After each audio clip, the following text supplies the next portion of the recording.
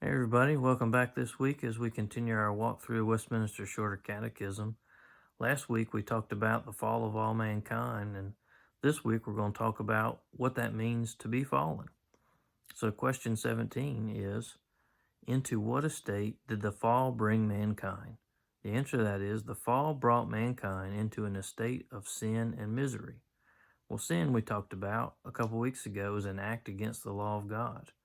Misery is a state of great distress or discomfort of the mind or body. Think about that for a minute.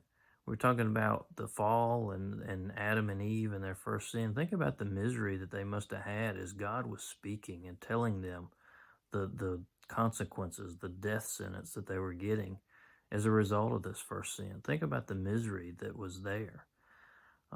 Now, as we look this week as to how this applies to us, let's turn to God's Word at some passages in His Word and see what they have to say. So Romans 5:12, we read that one last week, but we'll start off with that one as it applies well here. It says, therefore, just as sin came into the world through one man, and death through sin, and so death spread to all men because all sinned.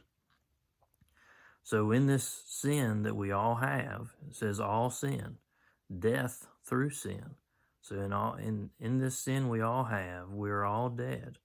We're all distant from God.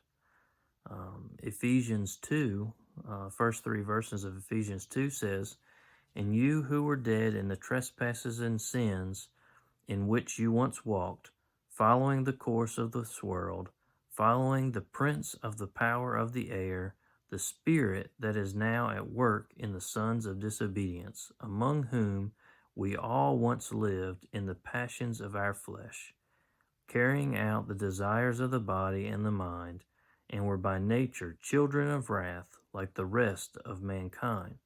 So we all once lived in the passions of our own flesh. It goes back to man-centered versus Christ-centered that we talked about in question 1. The carrying out the desires of the body and the mind. So not just a physical, but mental, spiritual death that we have in this sin. Just like the rest of mankind. So all mankind was born into this fallen state. So it's not just those that will remain in that state, but those that have yet to be called by Christ to follow Him and to be saved.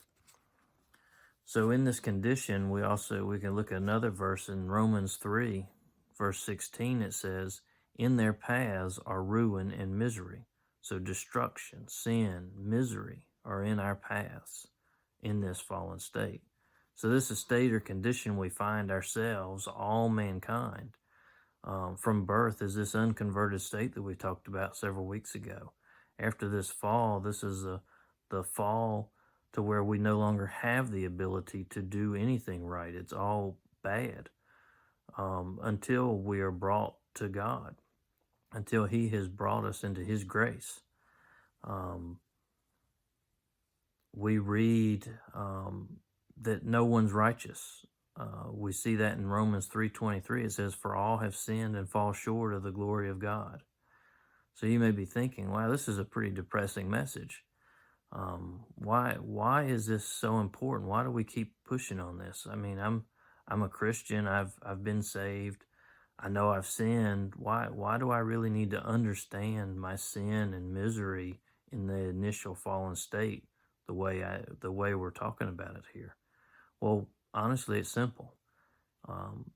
In order for us to really truly appreciate the true goodness of the gospel, we really need to understand what a state we're left in without it, just so that we can really truly understand that. I mean, that condition of death of the body and mind, the eternal darkness, the eternal misery that we would have without Christ. So the gospel of God's saving grace is the only way out. And I think in order to really understand how great that is, we really need to understand where we'd be without it. Now, fortunately, this saving grace of God is not relying on us. It's God working in our hearts to bring us to Him. that should be a relief to us, that not only is God the only way, but he's also the one doing the work. So this week I'll leave you with a passage from Isaiah 60. First three verses, it says, "Arise, shine, for your light has come, and the glory of the Lord has risen upon you. For behold, darkness shall cover the earth, and thick darkness the peoples. But the Lord will arise upon you, and his glory will be seen upon you." So, arise, shine, for your light has come.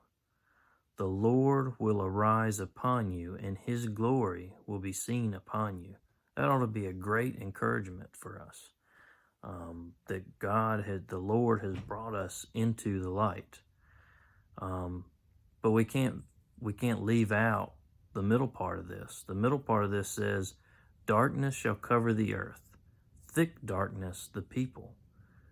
We live in a fallen world. We have darkness all around us. We have sin all around us. We have misery all around us. Thick darkness the people. The people, we are the sinful people in this fallen world. So be the light for Christ. Think about light and dark just for a minute. Think about the candle that you light, how quickly it lights up a room. Think about the light that I've got in here, how it just extinguishes a lot of darkness. I encourage you this week to be that light and know that even if you don't realize it, God is in that light. God is working through you to people around you to bring others around you into the light. So this week I encourage you to shine and shine bright for the Lord.